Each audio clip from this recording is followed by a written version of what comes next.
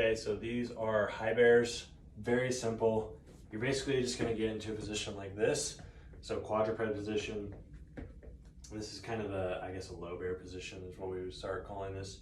And then all you're gonna do is you're gonna lift your knees off the ground so you're up like this, okay?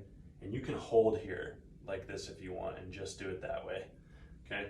Some of the things I always like to have people do is as they get down into that, I want you to feel like you have 3 major points of contact. So you have one here, and one here, almost making like a triangle on your hand. So base of your pinky finger, base of your first finger, and then your thumb pad.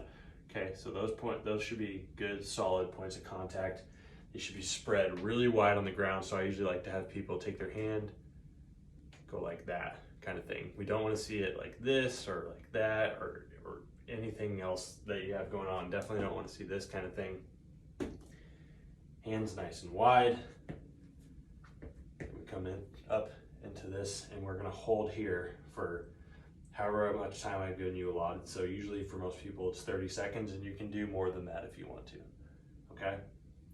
So that's one version. The second version is you can do a high bear walk. So usually I like to have people find somewhere in their home or somewhere where they can walk at least 10 steps forward and 10 steps back, okay? So you'd be up in your high bear. You have one arm go forward while the opposite leg goes forward. Okay, so my right arm went forward, my left leg went forward, and they should be moving at the same time. Elbows stay nice and extended throughout. You don't want to be like this, nice and straight, okay?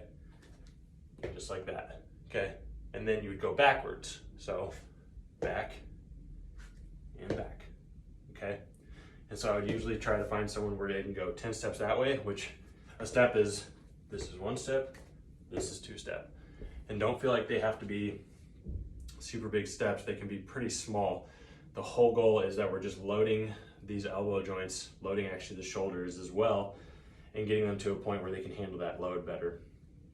And so as you do this, like I said, don't feel like you have to take really big steps. Like you don't have to go like this kind of thing, and I actually don't want to see that.